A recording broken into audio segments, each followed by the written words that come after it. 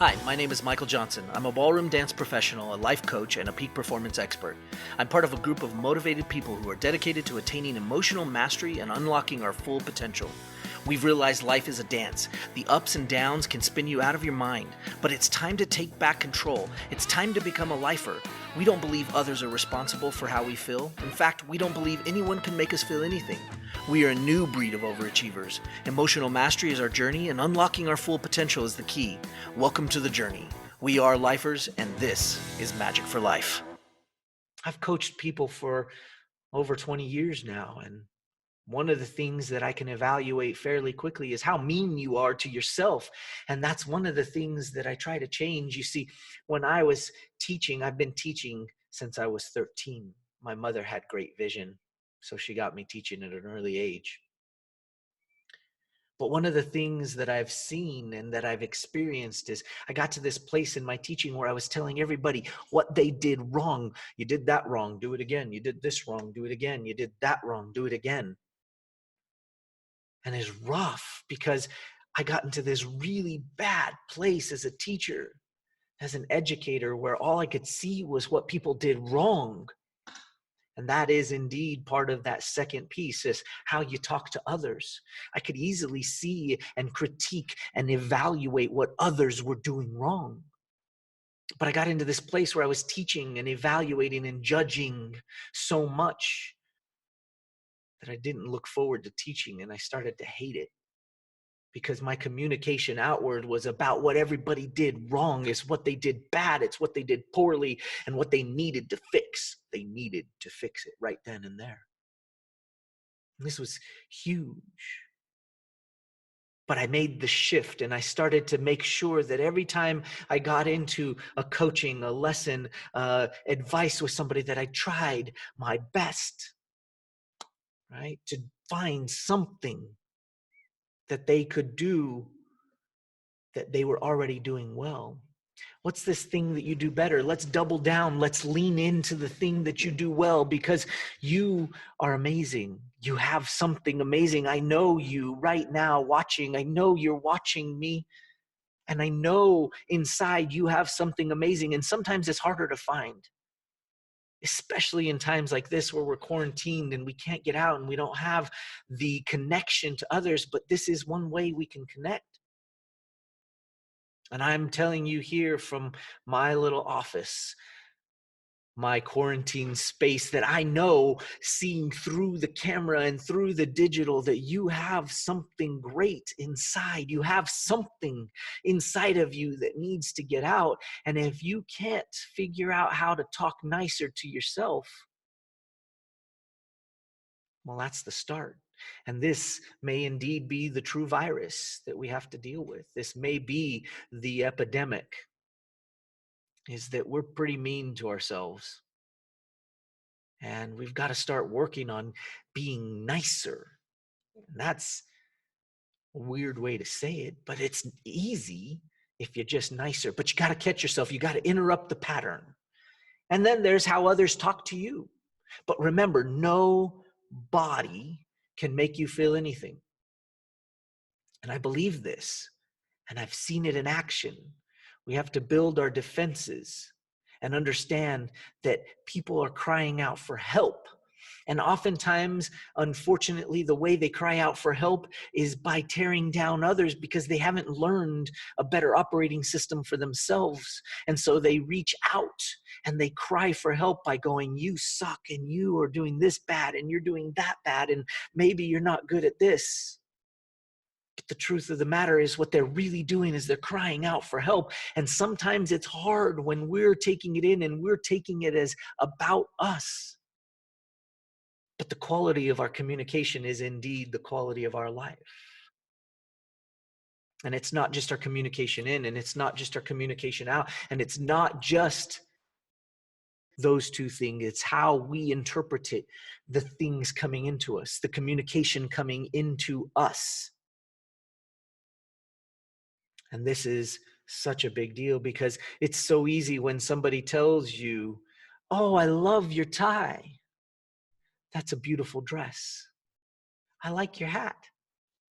Because what we do and what we've learned to do through the years with our outdated operating system is we've learned to feel something because of what somebody else says to us. They say, "That's a sweet jacket." And we think it has something to do with us. And we think that they're compliments. And I know I'm talking about compliments, not negatives, because you have to understand it works both ways. It's irrelevant whether it's a compliment or whether it's them bashing, right? If somebody says something to you about you, even a compliment is not about you.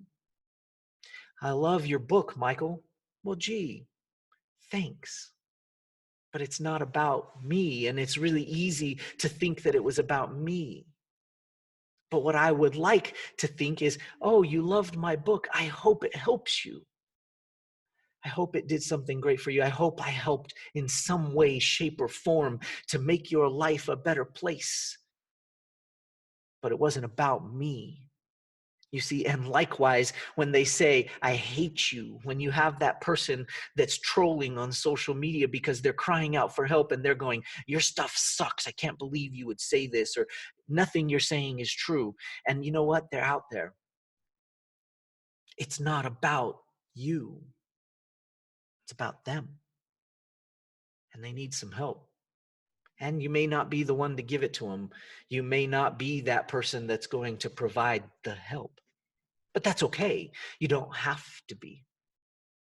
First, you got to put the oxygen mask on and make sure you can breathe before you can help those next to you.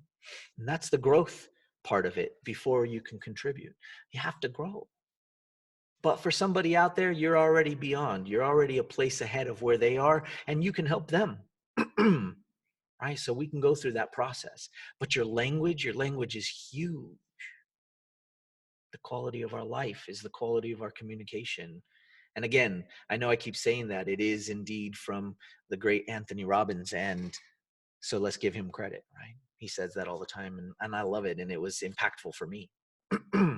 So I'm happy to pass it on, right? Pay it forward. So we're going to move into the next one, and that is our soul, because we oftentimes don't talk about our soul language.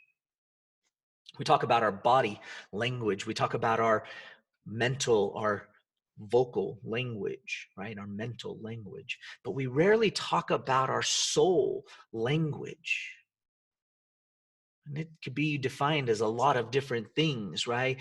Our emotional routines. Yes, you do have some emotional routines, and maybe they're infected with the virus, but you can clean them out.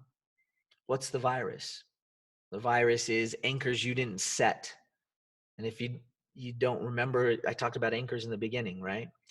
But anchors that maybe you didn't set, right? And those might be controlling your emotional operating system, your emotional routines. What are your emotional routines? You get set in them all the time. And when somebody breaks your emotional routine, sometimes we get a little freaked out, or when a virus quarantines us, it might affect our emotional routines.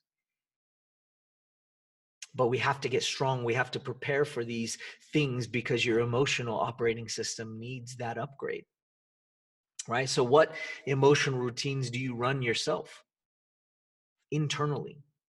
What emotional routines do you run because of somebody from the outside? And what emotional routines are you running on somebody else? Imposing your will, so to speak. And I know that sounds kind of heavy. What's up, Brian? What's up, Maggie?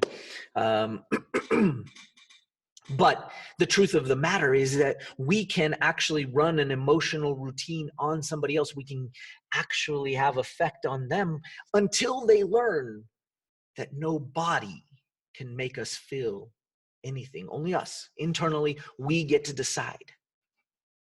We get to decide. That's huge. That is huge. Because your emotional operating system should be yours to govern, and you don't have to become a master at it.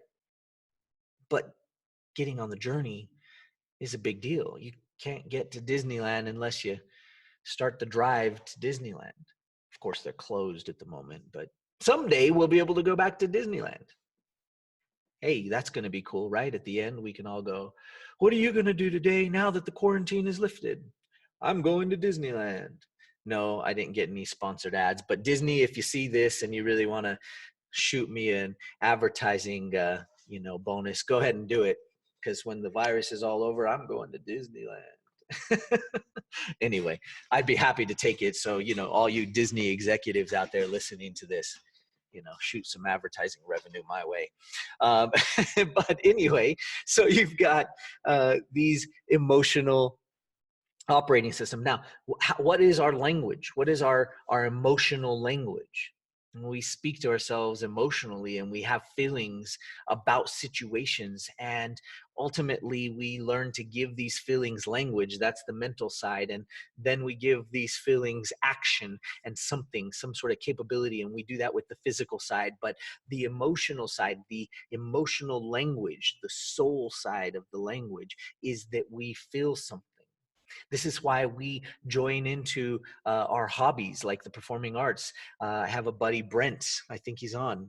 Brent, what's up? That plays music beautifully. He is a masterful musician. And of course, he has a great app. So here's a shout out. Go check out the Music Mills app.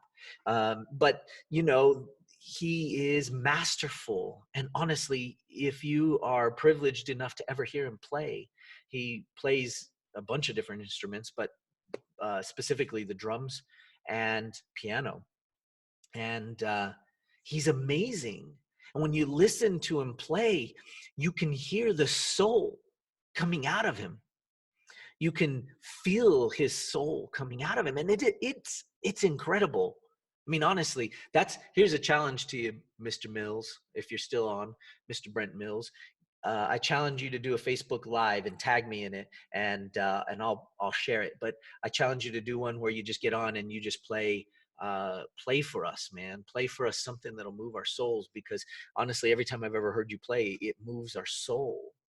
And this is huge, right? Because when we move our soul, what we're doing is we're connecting to the soul of the world. This is from The Alchemist. If you haven't read The Alchemist, you need to go read The Alchemist. It's a great read, a beautiful story, and it's inspirational and motivational and educational. It's all of those alls, right? But it's amazing. And he talks through his story, through his parable, about the soul of the world. And there are certain things that move you. And that's why we do the arts. That's why performing arts are so important. And that's why during this time of quarantine that we must continue to give our kids the performing arts. We got to keep them moving. We got to keep them dancing in our house. You got to play music. You got to show them musicals. You got to show them acting and paint and art. We've got to show them these things because it moves their soul. And their soul is a feeling from the inside. It might not have language and it might not have a body action yet, but it has a connection to the soul of the world. And this moves us on a deeper, greater level that allows us to take action and move the world and move mountains. Because when you have a great why, and that's our soul, right, is the why. When you have a great why, you can do anything. You can fly. The Wright brothers proved it. You can create light. Edison proved it. Wow. You can create ClickFunnels. Russell Brunson proved it. I mean, these are some amazing feats and things that have happened in the world. And honestly, as we have and find a why, where we connect to the soul of the world, we can move mountains. We can do amazing things. But you have to have a great language to your soul. And that might mean for you dance, or it might mean for you art, or it might mean for you singing or music. And it might mean for you any of these different things, but it's your language speaking to the soul of the world and speaking to the souls of others. Want more magic for life? If so, then reserve your copy of my new book. Get your copy at everyminutebook.com. Inside this book, you'll find the secrets to attaining the next level of performance in anything you do. Learn the secrets behind emotional mastery that'll start you on your new journey of being a lifer. Whether you're an athlete, a business professional, or an artist, this book will change your life forever. Get your copy reserved today.